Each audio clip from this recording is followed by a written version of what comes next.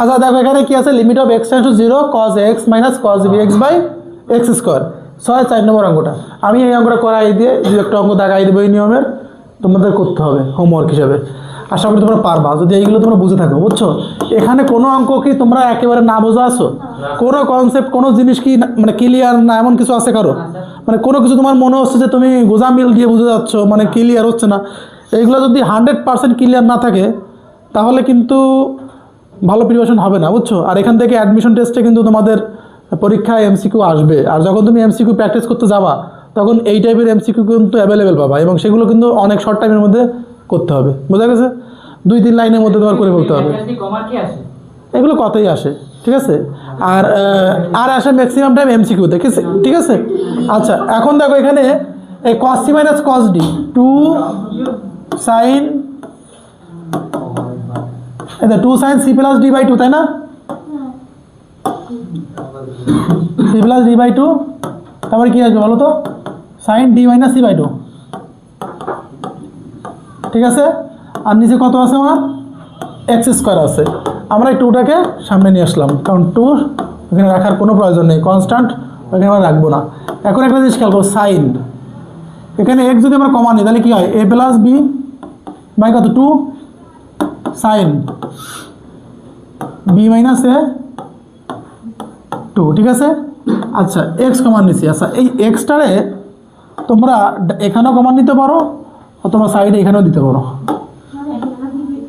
এক জায়গায় দিলেও হয়, বোঝা গেছে? ঠিক বলছে ইয়া। আচ্ছা এখন দেখো এখানে এবার নিচে কত আছে? X square. জেরিন বলছে না জারিন বলছে? কে বলছে? আচ্ছা এখন এবার একটা জিনিস দেখো, এখানে এই যে 2টা তো পিছনে আছেই, sine A plus B into X by 2, তাই না? Sine A plus B into X by 2। আমরা কিন্তু সেই এইটা করবো, বলো তো কী করবো? আচ্ছা এখানে দেখো sine A plus B by 2 into X, না এক্স ওটা কই দেবা?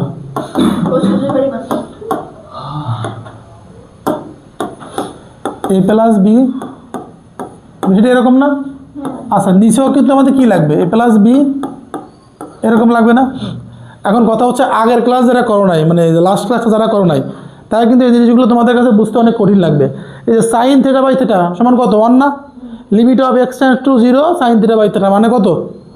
মানে limit of theta tends to 0 sine theta by theta 1। সাইনের সাথে যেটা থাকবে নিচেও কি থাকা লাগবে? সেটা থাকা লাগবে, খেয়াল আছে আগের ক্লাসে? আচ্ছা এখন সাইনের সাথে আছে কত? এ প্লাস বি এক্স বাই 2, তাহলে এ প্লাস বি এক্স বাই 2 নিচেও তাই দিলাম। এখন কথা হচ্ছে কি নিচে কি আমার এ প্লাস বি বাই 2 কোথাও আছে? কথা বলতে হবে সবার। এখানে কি এ প্লাস বি বাই 2 কোথাও আছে? নাই। তাহলে এই এ প্লাস বি বাই 2 কি আমরা বাড়তি আনলাম না? এটাকে কি করবো আমরা? গুণ দিয়ে দিলাম। এখন কথাটা হচ্ছে কি দেখো, এই যে এক্সটা এখানে কিন্তু একটা এক্স নিচে আছে, তাই না? এই এক্স কিন্তু দাগের নিচে এক্স স্কোয়ার আছে, দুটো এক্স আছে গুণ আকারে, তাই না? তো একটা এক্স আমরা এখানে দিয়ে একটা এক্স ওইখান থেকে একটা এক্স এখানে চলে আসলো, তাই না? আচ্ছা এবার আসো গুণ। এই তোমরা কি বুঝছো বিষয়টা? এক্স তো 0, ইতি কি বলে? ওইতে কোনো সমস্যা আছে? হ্যাঁ হ্যাঁ তুমি তাড়াতাড়ি আমাদের মাঝে ফিরে এসো ইতি। আচ্ছা আচ্ছা দেখো দেখো তো এই হিসাবটা ক্লিয়ার কিনা? সবাই একটু মনোযোগ সহকারে খেয়াল করো। এই যে sine B minus A by 2 into x, নিচেও B minus A by 2 into x. এই বি মাইনাস এ বাই 2 কি কোথাও পিয়া নিচে আছে কোথাও? এটা কি আমরা বাড়তি নিচে আনছি না? সাইডে গুণ দিয়ে দিছি, সাইডে কী করে দিছি? এইটা কেটে যায়। আচ্ছা এই এক্সটা এই একটা এক্স নিচে আর এই একটা এক্স নিচে, এক্সে কত? এক্স স্কোয়ার অঙ্কে আসে না? মারুফ ক্লিয়ার? আচ্ছা তাহলে এখন এখানে দেখো 2 গুণ এইটুকের মান কত? এই এইটুকের মান কত বলো তো? এখান থেকে এইটুকের মান কত? এইটুকের মান কত? 1।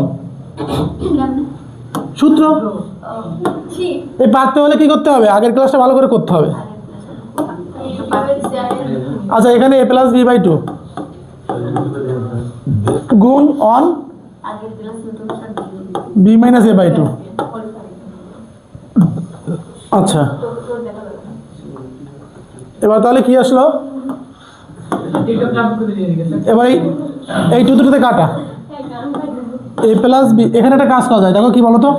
এইদিকে দেখো সবাই, বি প্লাস এ আর এখানে কি আছে বি মাইনাস এ আছে না, আর নিচে কত 2 বি স্কোয়ার মাইনাস এ স্কোয়ার, এটাই আছে অ্যান্সার। বোঝা গেছে বিষয়টা?